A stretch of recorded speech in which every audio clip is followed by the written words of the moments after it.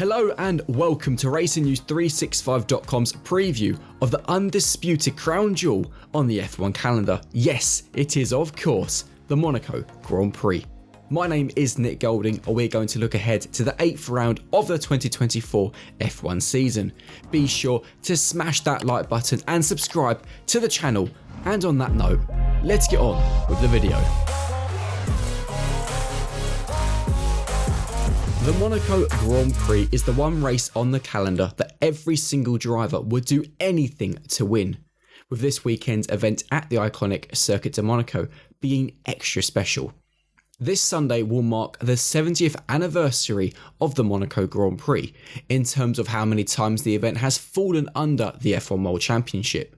With 6 wins at the most famous street circuit on the planet, Ayrton Senna is the venue's most successful driver, with McLaren even running a special livery this weekend in his honour, being 30 years since he sadly passed away. Coming in at 2.075 miles in distance, Monaco is the shortest circuit on the calendar and is also one of the quickest laps of the season. In terms of the total number of laps, Monaco is number 1, with the Monaco Grand Prix consisting of 78 laps. The Circuit de Monaco consists of 19 corners, with standouts being Saint-Devoux, the Grand Hotel Hairpin, the Nouvelle Chicane, Tabac, La Rascasse. Basically every corner at Monaco is legendary.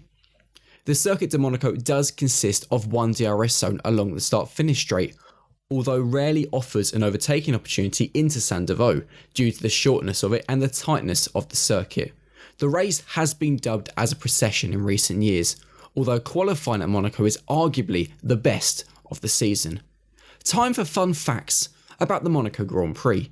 The grandstands in place around Monaco started to be built back in March. Interestingly, the grandstands were put up in time for Formula E's race in Monaco, which took place at the end of April. They then remained up for the Monaco Classic, which took place 2 weeks ago, and remained up for F1. After this weekend, they will then be taken down. Whilst Monaco featured on the very first F1 calendar in 1950, the circuit has had a permanent place in the sport since 1955. The first Monaco Grand Prix actually took place in 1929 in a pre-World War II European Championship. Despite being 78 laps, the Monaco Grand Prix's total distance is only 161.887 miles. This is below the FIA's minimum of 190 miles, but as it is Monaco, an exception is made. A final fun fact about the Monaco Grand Prix is that it forms part of the fictional Triple Crown, which is made up of the Indianapolis 500, which also takes place on Sunday, and the Le Mans 24 Hours. Graham Hill is the only person to have achieved the accolade by winning all 3 events. In terms of the timetable, with Monaco being the second race of the European leg following last weekend's Emilia-Romagna Grand Prix, an almost identical format is followed. Traditionally, first and second practice used to take place on the Thursday of Monaco race week. However, since 2022, the event has followed the usual Friday, Saturday, Sunday race weekend. Free practice 1 takes place at 12:30 British summer time on Friday, whilst free practice 2 gets underway later in the afternoon at 4 p.m. Free practice 3 is next on Saturday morning at 11:30 British summer time, before the most exciting qualifying session of the year takes place at 3 p.m. The lights then go out on Sunday at 2 p.m, but for all timings, no matter where you are in the world, check out the RacingNews365.com website. Formula 2 and Formula 3 are also in action this weekend.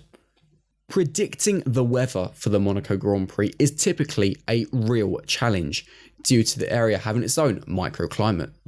A dry weekend is mostly predicted, with the temperature currently expected to be around 19 to 21 degrees Celsius.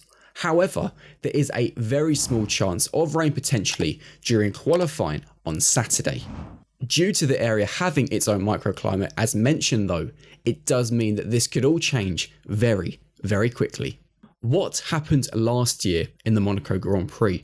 Well, the 2023 Monaco Grand Prix saw one of the most exciting fights for pole position ever seen in the modern era of the sport, with Fernando Alonso having been on an absolute mission for Aston Martin.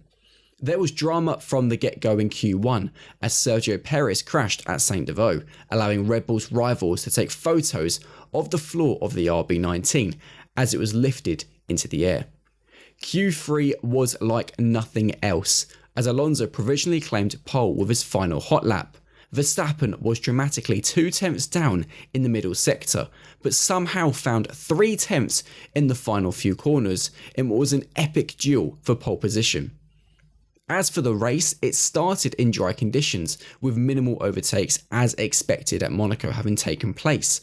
However, on lap 52 out of 78, the race took a crazy turn as rain suddenly arrived. The circuit became an ice rink for the drivers who were all on slick tyres. Lap 55 and the heavens absolutely opened with several drivers having slid off.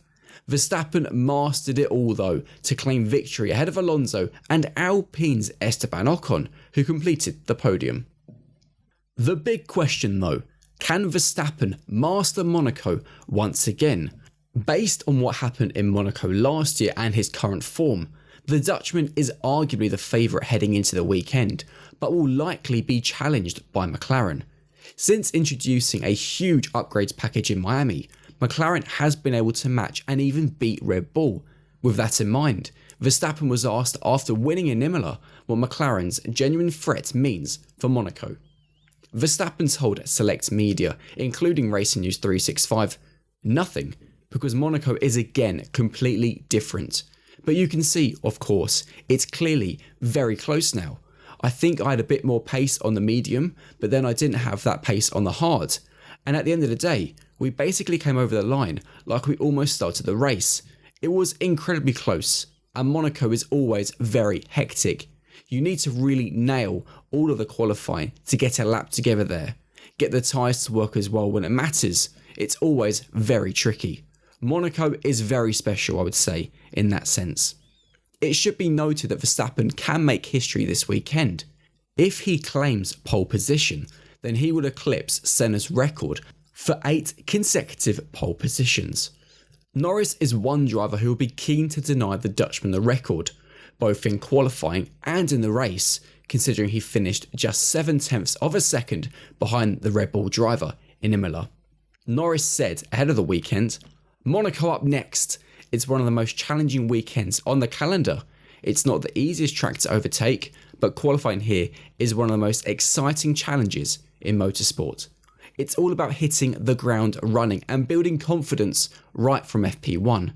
It felt good to be able to fight for the win in Imola, so we have so much potential moving forward.